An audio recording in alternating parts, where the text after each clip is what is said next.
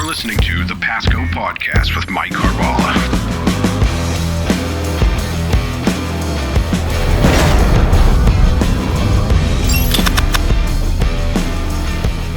Welcome to Season 3 of Pasco Podcast, a series about leadership and public service. We'd like to thank our sponsors, the nearly 600,000 people of Pasco County, as represented by the Board of County Commissioners.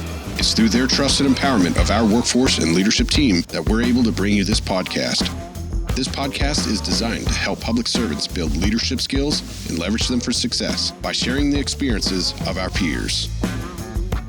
Hi, I'm Mike Carballa, and welcome to our 56th episode of Pasco Podcast. Today, we're shining a light on National Caregiver Month and highlighting the vital services Pasco County provides to support older adults and their families. From transportation and nutrition programs to in-home care and caregiver resources, these programs don't just meet needs, they help people thrive. And so joining us today are two great leaders in Pasco County Community Services, Assistant Director Tom Snee and Senior Services Program Coordinator Monica Marana, who help our older residents and the people who care for them feel seen, supported, and empowered. So Monica, Tom, welcome. How are you guys today? Great. Very good. Thanks for having us. Awesome. So Tom, I'll start with you. Take a few minutes to tell us a little bit about yourself and about your journey here to Pasco County. Okay. So I grew up on the East Coast of Florida in West Palm Beach. All right. After college, I went in the Navy. I was in the Navy for 7 years. Great. Thank you for your service there. Yeah. Thank you for your service. After that, I kind of bounced around for a couple of years. I took a job doing government contracting in Tampa. Okay. And then in 2015, I saw a posting online for a senior service nutrition program supervisor. And I said, that sounds interesting. So I applied for that and got the job. It was 10 years ago, and I've been here ever since. And now I'm here doing this awesome podcast. Just never look back. That's so awesome. Monica, how about you? So the short answer is family. I was born and raised in North Central North Dakota. Yes, sir. Really? I lived in North Dakota in my time in the Air Force, Grand Minot. Forks. Oh, yeah, we were in Minot. You were in Minot. Yeah. Oh, wonderful. So I moved down with my husband. Pasco County was home for him. He graduated from Hudson High School. Okay. My professional career, I've worked in county government. Aside from about a year, I moved down here. I was in the nonprofit sector. Okay. That's when I came into senior services, and I'm here at Pasco County ever since. That's so awesome. So, we're recognizing Family Caregivers Month. And what role do caregivers play, really, in the well-being of senior services, I guess? So we see it a lot with our case management programs, both our Alzheimer's programs and some of our just regular caregiving programs. Mm-hmm. There's home-based caregivers. Caregiving is the hardest job that anyone will do, aside 100%. from perhaps raising their own children. Yeah. And supporting those caregivers is something we do every day through our case management programs, for sure. Yeah, the need's always there. Tom, anything to add to that? Yeah. So there's something a lot of people don't understand about caregiving. Of course, we provide emotional and physical support for the seniors. Mm-hmm. But something a lot of people don't understand is you're allowing them to age in place. So what does that mean? What does age in place mean? So it means it gives them the opportunity to age in their homes. If we didn't have these programs, they would much more quickly be moving to nursing homes. And this is a much bigger burden on the taxpayer, right? It costs roughly $65,000 a year to keep a senior in a nursing home. Mm-hmm. A lot of our programs cost like between $8,000 and $12,000 to keep them aging in place. So it's a very beneficial for Gotcha. So there's taxpayer funding, I guess, that goes to supplement nursing homes, probably through other sources and stuff. Yes, through Medicaid. What you're pointing out, though, is that the modest investment here at this not only is a better investment, but at the same time, allows a little more dignity, a little more folks to stay in their community. Exactly. I think of my older parents and folks too. People, they like their church, they like their friends, they like all those things. So that's wonderful. Tom, while we're on that, talk to me a little bit about the kind of support that we give our caregivers. What do we do for them? So we have the lead agency contract, which brings general revenue funding through the state for the Alzheimer's Disease Initiative, community care for the elderly, and the home care for the elderly programs. These provide things like respite, homemaker support, personal care support, skilled nursing things that help both the senior and the caregiver. Ah, wonderful. Monica, anything to add to that? Not too much to add. No, I don't think it's important not to underscore the work of our senior centers as well. Getting mom to have a place to go for even a couple of hours while you're at work or whatever can take a lot of that burden and that stress off of our home-based caregivers, for sure. 100%. So speaking of senior services, recently opened up over at Elfers. What impact has that had on the community? So I was very fortunate, and I was part of the team kind of getting that Elfers Center up and off the ground. We reopened in December of 2020. Okay, yeah. And we've been doing very well since then. Alfers is it's kind of unique in that it's located in kind of the middle of a residential community. We're in an old historic school, and the community really circles around us. They're a very active, engaged community. They want their senior center. They want that interaction, and we've really been able to provide that to them very successfully. Yeah, it's so awesome, and it's beautiful too. I mean, Yes. I've been there before, and it's great, and it's nice to see that working up and running. What Tom? What kind of community services initiatives, you've been here 10 years, are you most proud of? I'm sure you've seen a lot. So the lead agency initiative is a huge one, but one of the things that's upcoming I'm really excited about is we're having a partnership coming up with Area Agency on Aging, Congressman Bill Arakis, and senior, just the county, for an affordable housing initiative for seniors, right? So this is going to be, they're kind of looking for, they're going to build the housing, and then they're going to put a senior center at the bottom of. That's what's kind of being worked on now. So gotcha. Oh, that's out in the really future, a couple of years, but we're real excited about it. Yeah, and I know Congressman Bill Arakis was able to secure some funding for that, which is great. We're real gracious and appreciative of that. There's just a lot of great things going on out there in the community. Monica, what about you? I think of our relationship with the Department of Children and Families. Over on the lead agency case management side, we respond to high-risk APS referrals, basically looking at some of our most vulnerable seniors in Pasco County. May it be because a spouse recently died or they've really kind of gone unnoticed. And our work with DCF allows us to notice those seniors and efficiently get services into their home, typically within 72 hours. Wow, that's awesome. That's really, really awesome. What are some of the key programs then that we here at Pasco County offer? So here at Pasco County, like Tom mentioned, we have the lead agency contracts. The Alzheimer's Disease Initiative program specifically supports caregivers with dementia, memory loss, history of stroke for their clients. Community care for the elderly, where with or without caregivers for seniors aging in place. Okay. Home care for the elderly provides a small monthly stipend to people who care for their loved ones at home. And then we have our nutrition programs on the senior center side that provide hot meals daily to seniors across Pasco County. Gotcha. So just a lot of great programs promoting nutrition, independence, and those types of things. Tom, anything to add to that? Yeah, no, she covered it all. That's fantastic. You mentioned a lot of agencies, and there's it's alphabet soup, right? Yes. And so my next question is really kind of how does your team collaborate with some of those organizations? But if you wouldn't mind, as we kind of talk about lead agency area, talk to us a little bit about those and talk a little bit about how we collaborate with those groups. Tom, sure. So if you look at the lead agency contracts overall, it's like a collaboration machine, right? So we get the contracts from Area Agency on Aging. Okay. And then part of that contract is for us to case manage these folks. It's about 450 clients. And then the other part is a spending authority that we have, right? So it's basically we send the tasking to all these vendors, and then Area Agency pays them is the way it works. So we collaborate with over 50 agencies to provide all kinds of different services to these clients. Gotcha. So it's really a lot of public and private partnerships going on out there in the universe. That's amazing. Talk to me about the teamwork that goes into that, Monica. I mean, there's a lot of folks out there. There absolutely is. The teamwork, I mentioned Department of Children and Families, also our nonprofit organizations, St. Vincent de Paul organizations, Volunteer Way. They're always more than willing when we call and say, hey, we need food for this senior. Can you hang out for us for 10 minutes? They're there to support us and get these seniors what they need. That's a big part of it for sure. But then there's also kind of the undersung social supports. Those people maybe from your church or from your neighborhood that's kind of swoop in when you need it most, the Pasco County citizens. Yeah. 100%. And and I've heard a lot of those stories even from our own board members and kind of working sometimes individual. Are there any particular cases or success stories that really just stick out for you? I think of a client. She came in just our traditional wait list for our community care for the elderly program. And she had probably about the worst 2024 you can have.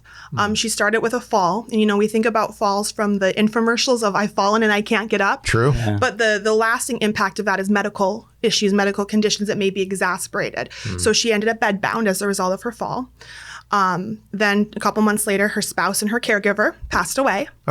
We see that a lot with caregivers in the spousal relationship, especially the person providing care passes away before the person who's been ill. Right. Yeah. And then she was on the west side of 19.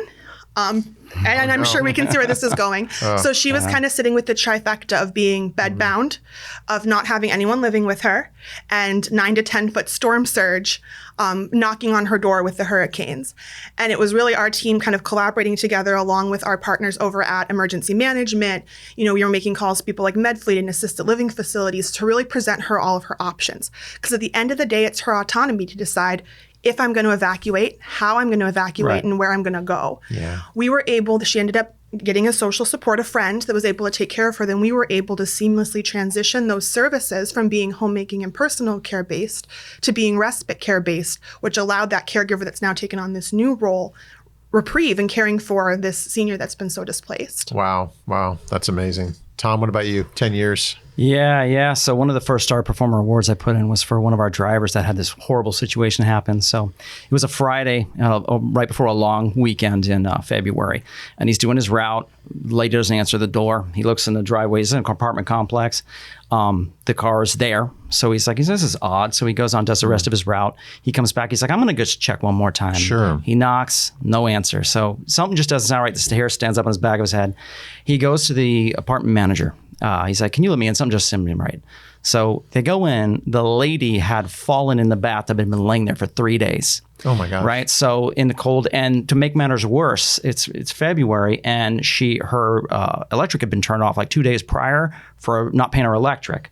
So she's laying there, and had he not come in there, when the ambulance came and stuff, they said she would have never made it through that 3-day weekend. Yeah. So these kind of things happen all the time. And and it's the relationship that a lot of your drivers have, even with their clients, is amazing. Yeah. I did a ride along with some of your drivers, maybe last year sometime, and it just impressed me at just the relationships that they have with these folks. I mean, they sound like they've been family for years when they're have a sense of ownership of their clients. They really truly do, and those seniors look at them the same way. And for some of them, I could tell it's almost the highlight of their day or their week. Oh yeah. It definitely is. They wait for the driver to come. Yeah. Oh, they do. And he warned me about that too, and it's like, well, this lady's a little like this, or we've got this. But it was fantastic. It was beautiful, actually. There's really nowhere else, and I imagine that's got to be rewarding for those drivers. I mean, I guess I'd look at you guys. What do you find rewarding about the work that you do? Tom, why don't you start? This is one of those jobs that you're always helping people. You go home every day and you helped somebody. It's tangible. Yeah.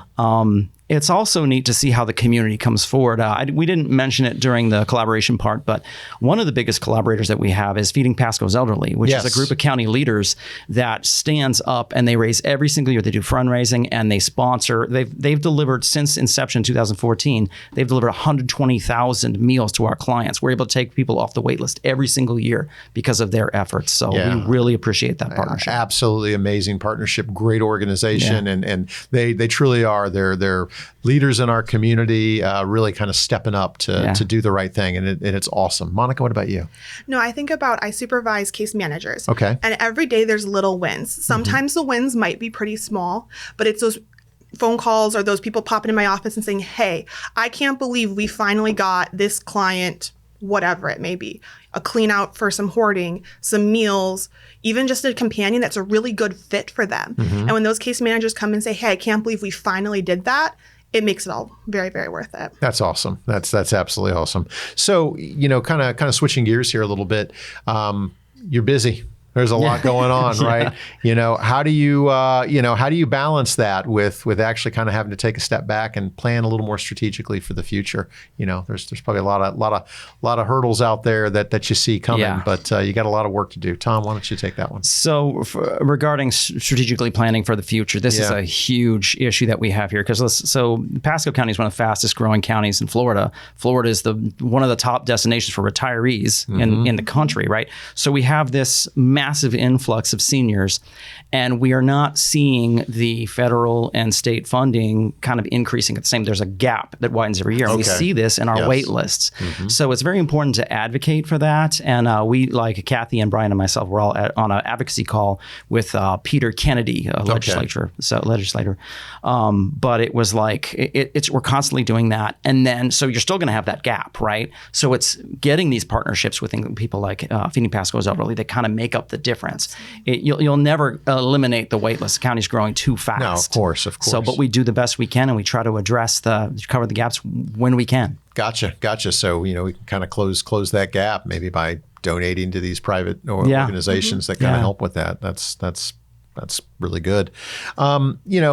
Monica, you've been in this job now for how long? With the county, I've been here 2 years. 2 years, but you've been doing a lot of case management stuff. Yes, sir. and not-for-profits. Tom, your career has been varied last 10 years. Yeah. What advice would you give to somebody who's looking to maybe pursue a career in your all's line of work? Monica, you start. So academically, my background is social work, as a lot of ours are. Human services is also very common. But we kind of generalize that into helping professions. Okay. And I think the entry into a helping profession is really getting out there and helping in the community. May it be volunteering with church or school or whatever that looks like. And then also interning and finding helping professions to intern in, because until you know it and you try it, some of those helping professions will really take you by surprise in a beautiful way. Okay, I believe that. Tom, what about you? I'd say the number one thing is volunteering, right? So none of us have the time to do that, but if you're really interested in something, volunteer, right? So we see this in our organization. We see people that work for other parts of the county and want to volunteer on their lunch, right? They come in there, you get an idea of what the job is like. At the same time, the people making the hiring decisions are seeing your work ethic, right? That's the best way to do it. Okay, good. That's a little tryout there, if you will, but gives everyone a shot. Any lessons you've learned from working with seniors and caregivers? So a personal lesson I've learned is kind of watching I'm getting into some personal stuff here, but my mom, right? She's now moderate dementia, right? Okay. And when my grandmother was turning 94, she was an advanced dementia. So my mom was the caregiver, and she had to go through all this stuff. And now that she's in it, she keeps saying things like, I never planned for this, right? I never planned that this would happen to me. I didn't think this would ever happen to me. It's like, you don't realize it. And one thing that I see with her, and she'll probably get angry at me for bringing stuff up, but I mean, it's important. She won't know how to access the podcast, Tom, don't worry. Or she'll forget right after. So what, I can't forget what my thought was there. But I mean, but your mom kind of not planning for this kind of stuff and working through it is, it's, you just maybe you just got to kind of look ahead to these things a little bit and try a little harder. I would say it's very important that when you retire, you continue to engage socially, whether you go to a senior center, whether you're interact with your friends, because if you don't, if you sit home and watch TV, you begin to cognitively decline much more quickly than you would if you were engaging. Absolutely. Yeah, well, and I think that's why you see a lot of folks, even after they retire, staying in work does provide some health benefits, even though it may drive us crazy sometimes. I don't know. What do you think, Monica? Any lessons? Kind of a lot along the same lines. Our Alzheimer's Disease Initiative program speaks really strongly to me, because it's the only one of our programs that doesn't have an age 60 as a requirement. It's actually age 18.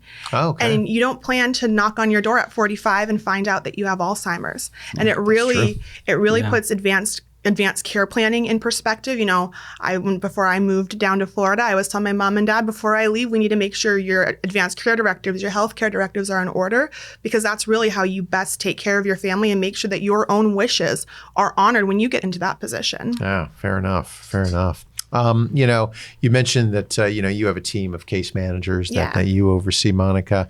And I imagine the work, there's rewarding pieces of it. And I'm sure that there's stressful pieces, there's trying parts of it. How do you foster a culture of empathy and service within your team? One thing we see, again, using that broad term of helping professions, is compassion fatigue. Yeah. Our case managers are going out, and our senior center coordinators as well, every day with clients who maybe are getting worse than they even were 2 or 3 months ago, or clients who used to pass memory tests with flying colors that now don't remember what day of the week it is. And we very much treat our clients like they're our grandparents, our parents, or our peers. And that fatigue can be very overwhelming. But I think the biggest thing is just supporting them. When someone comes in and says, hey, this is a little bit too much, it's immediately, well, let's rearrange. What can we do? Can I jump in? Can one of our other case managers jump in? And that teamwork is really critical. That's awesome. Tom, what do you think? For me, I think it's about, especially for the team, it's about modeling the behavior, right? So if I have a team, I want to make sure that I'm going to them and showing them the empathy that I want them to show to their clients, right? Gotcha. So I'm going to ask them questions. How are you doing? What's going on? what obstacles are you having with just trying to get your work done, and then addressing those obstacles. That's really my job, is to remove their obstacles and get them what they need to get the job done. Yeah. So that's basically how I treat it. That's awesome. That's awesome. Yeah. Lead by example, and others will follow. Tom, what inspires you to continue your work in community services, and specifically on the senior side? Well, number one is the team I work with. I work with an awesome team of people. They're awesome. And then I love working with seniors, but I like working with people in general. So it's not specifically to seniors, but that's where I seem to gravitate to. It just kind of winds up that way. Awesome. Yeah. Monica? I think about the little calls you get once in a while. I had a caregiver I worked with for about 2 years, and she had to make the very difficult decision that it was time for mom to move into an ALF. And just being there to know her case and to know her story and be able to say, hey, you did a great job. Yeah. It's okay to feel a little bit guilty, but also a little bit relieved. And those conversations and kind of hearing that, like, really make all the difference. Oh, that's amazing. That's so good. I was kind of coming back to when we were talking about the senior centers. I just a couple last little questions for you here. They like dancing. Everyone likes doing their thing. So based on your experience with all these folks, what song gets the most seniors up and dancing these days? They don't do it often, but when My Ding-a-Ling comes on, they go crazy. I'm going to have that in my head now all afternoon. Do you find Monica, you being younger than they are? Do they come up and give you unsolicited advice? Unsolicited advice, absolutely. What's the best advice you've gotten? Oh dear. I think it's about these seniors that come forward with this idea of, well, you have to know everything about technology. Ah, there you go. And he loves movies, and he would ask me, he's like, this is the best movie ever. You have to watch it. So right now, go on your phone and Google it to know where you can stream it and go home and stream it, and just finding that joy and that happiness and just those everyday little things has been really great. That's awesome. That's awesome. Tom, and I think of music, notwithstanding songs, but what's the best talent or hobby you've seen that our seniors have been able to rock? I don't know that. So it's always impressive because everyone comes from so many different backgrounds. So I don't know what they're doing up there, right? But like for a while, in Elfers, you got this second story, right? You've got the big auditorium upstairs, and for a while I'd be working at the desk down below that, and they did some sort of, I don't know if it was cheer yoga, some sort of aerobics, right? And it's like they're jumping up and down. I'm trying to work, and there's like dust falling on me. I'm thinking they're having a blast up there cheering. Yeah, that's exactly what it's like. That's awesome. And what's really awesome about that group is the leader of it is kind of young at heart herself. Okay. So it's her getting up there with her peers and having just the best time. Yeah, and heaven forbid you don't put the chairs back right when you're done with a meeting up there. Yes. They're running around. Know about it. Well, that's awesome. Listen, Monica, Tom, thanks for joining me today. It was really great having both of you. Thanks, sir. Yeah, and special thanks to our media relations team who helps make this effort possible. And thank you for joining us on this episode of Pasco Podcast. I'm Mike Carballa, and we'll see you next time.